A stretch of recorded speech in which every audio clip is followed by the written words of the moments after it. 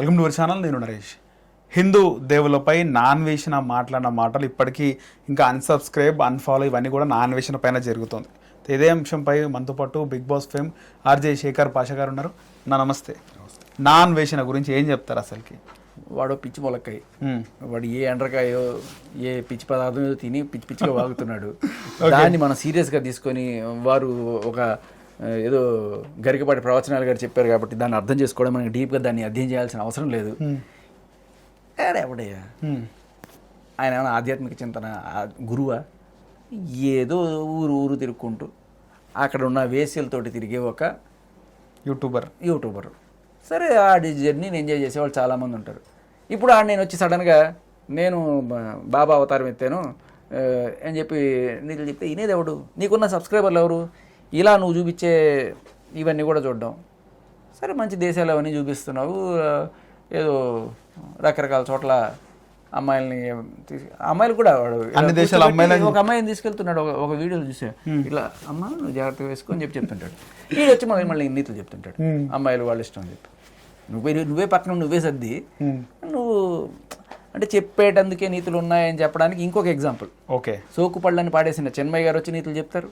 రాజకీయ ఫలాలని మాట్లాడేసిన ఈవిడొచ్చి అనసూయ వచ్చి నీతులు చెప్తుంది. ఇలాంటి పనులన్నీ చేసి వచ్చిన వీడు ఇంకో వీడియో కూడా ఉంది. అమ్మాయిలు అలా చూస్తే నేను చూస్తా అబ్బాయిని కదా, నాకు బాగుంటుంది అంటే ఒక లేఖిగా వాడు చేసే చేష్టలు కూడా మనం చూసాం. ఇప్పుడు ఇటువంటి వాళ్ళతో వేరే డిస్కషన్లు పెట్టచ్చు. ఏంటి, ఆ దేశంలో అమ్మాయిలు లేకపోతే ఈ దేశంలో అమ్మాయిలు, లేకపోతే ఇంకా చీప్గా వీడికి పెట్టే కామెంట్లు ఎలా ఉంటాయి, అక్కడ రేట్ ఎంతన్నా, ఇక్కడ రేట్ ఇలా ఉంటుందన్నా, ఇలా ఇటువంటి దరిద్రపు కామెంట్లు కావాలంటే వాడి దాంట్లో ఎక్స్పర్ట్. అవును, ఆ దేశంలో ఏ కమాడిటీ ఏ రేటుకి వస్తుంది, ఎక్కడ మసాజులు ఎక్కడ శాండ్విచ్ మసాలాలు దొరుకుతాయి, ఇటువంటివి వాడిని అడగండి. ఈ రాముడు సీత వాడు చెప్పడం మనం వినడం దాని గురించి డిస్కషన్ పాయింట్లెస్. ఓకే, అంటే నేను ఉపవాసం ఉండి మహాభారతం చెప్పినా, ఇప్పుడు రామాయణం చెప్తా, మీరు భాగవతం చెప్తాను అని మాట్లాడుతూ కొంతమంది యూట్యూబర్లను టార్గెట్ చేస్తూ ఏజుడ్ లాంటి వాళ్ళని, బత్తాయిలని. మీకు అక్కడ యాక్చువల్లీ నాకు తెలుసుకోవాల్సిన బత్తాయిలు కాదు అది, బట్ పొరపాటున ఉంటాడు అది కమల. బత్తాయిలకి కమలాలకి కొంచెం కన్ఫ్యూజ్ ఉంటాడు. కమలా అంటే ఆరెంజ్ కలర్ అని, బత్తాయి అని. అదే అసలు బత్తాయి ఆరెంజ్ కలర్లో ఉంటుంది, గ్రీన్ కలర్లో ఉంటుంది. మరి ఏ పిచ్చి మొలకాయ తిన్నాడు బత్తాయికి? బేసికలీ కాషాయాన్ని టార్గెట్ చేయడానికి కమలా అంటే సరిపోయేది. కమలకాయ లేకపోతే ఆరెంజ్. ఆరెంజ్కి ఆయనకి ఏ పదం తెలియక బత్తాయి. మరి ఈయన తెలుగులో ఏం పండిత్యం సాధించాడు మనకు తెలియదు. నేను నిజంగా కాషాయం చెప్పాలంటే కమలం అని చెప్పాలి. మీరు చెప్పండి దేవుళ్ళ పైన కామెంట్ చేయడము అంటే మీకు అంటే ఏ వెర్షన్లో చేసినట్టు కామెంట్? నేను అసలు ఇగ్నోర్ చేస్తాను అబ్బా. ఆడు ఏం మాట్లాడినా కూడా పట్టించుకుని నేను ఎప్పుడూ అన్ఫాలో చేసేసాను. బట్ ఇంకా వీళ్ళు అయ్యో చూసేసి వాడు అదే సైడ్ ఇదే సరే ఊరి ఎందుకురా వాడి గురించి అంత హైప్ ఇస్తారు. అసలు ఈ జానరే కాదు. ఇప్పుడు చేపని పట్టుకుని నువ్వు ఎలా ఎగురుతావు, నీకు ఎక్కడైనా ట్రైనింగ్ ఇస్తా అన్నట్టు ఉంది.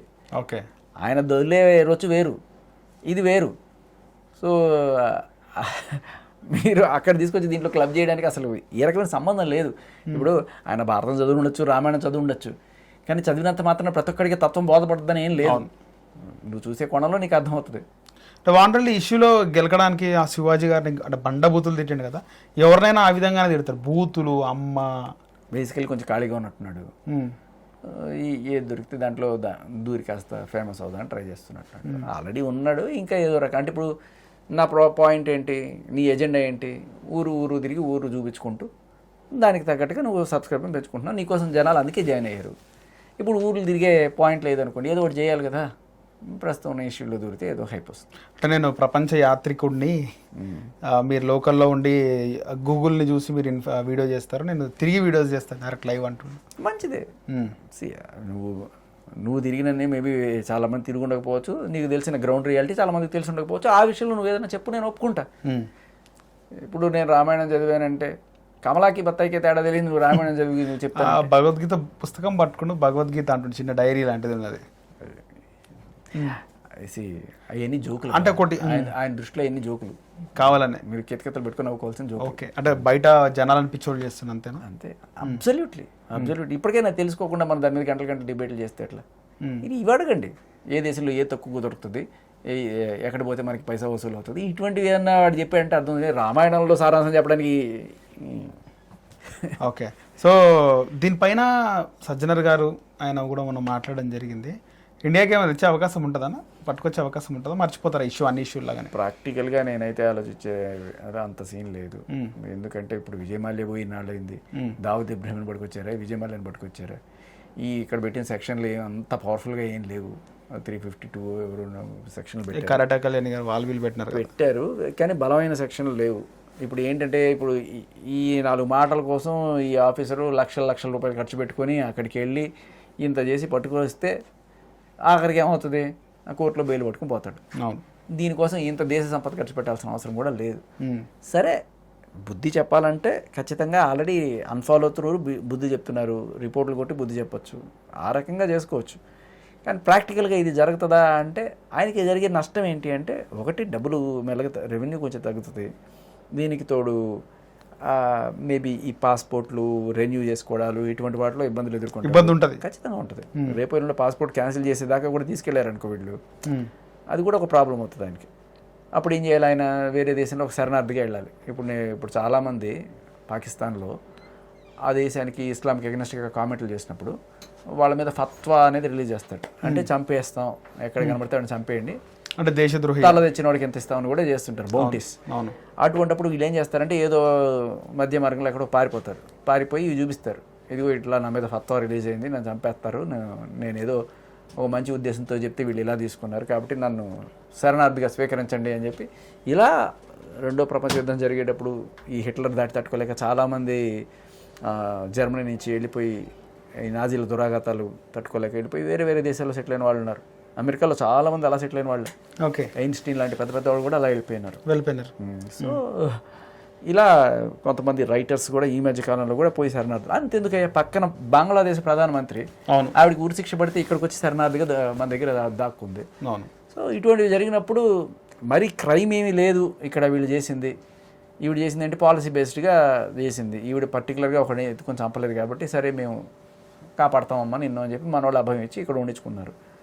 అలాగే రేపు నిజంగానే పాస్పోర్ట్ అన్ని సీజ్ చేసినా కూడా ఏదో దేశానికి వెళ్ళి నన్ను శరణార్థిగా స్వీకరించండి అని అమెరికాకు ఎక్కడికి వెళ్తే వాళ్ళు ఓకే పడి ఉంటారు బాబు అని చెప్పేస్తారు.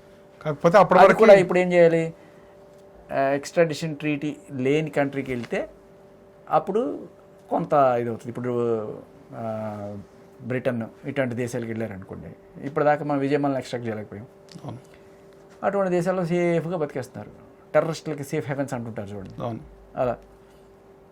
అది వీళ్ళు ఒకవేళ శత్రు దేశంలో దొరికారనుకోండి, వీళ్ళు వాళ్ళ మీదే వీళ్ళని పావులాగా వాడతారు, అది కూడా డేంజర్. ఓకే, దానికైతే ఇవి జరిగే అవకాశం ఉందంటారు. మేబీ పాస్పోర్ట్ కనుక రద్దు చేస్తే అతనుకున్న ఆప్షన్స్ ఇవి. అలా జనరల్గా చాలామంది అలా వెళ్ళిన వాళ్ళు ఉన్నారు.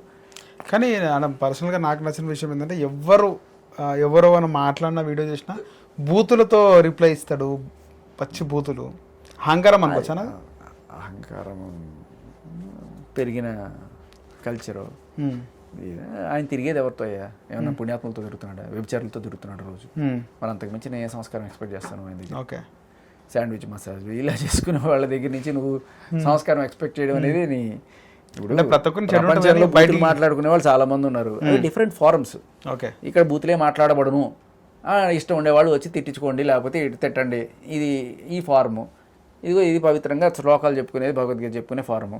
నువ్వు ఇక్కడికి వెళ్ళి భగవద్గీత ఎక్స్పెక్ట్ చేయొద్దు, ఇక్కడి నుంచి ఇదే ఎక్స్పెక్ట్ చేయి అంతే. ఇప్పుడు సడన్గా దీంట్లో వీడెవడో భగవద్గీత చెప్తున్నాడు అన్నది మాత్రాన అది దానికి ఆ రకమైన శాంటిటీ పవిత్రత రాదు. రైట్ అన్న, ధన్యవాదాలు.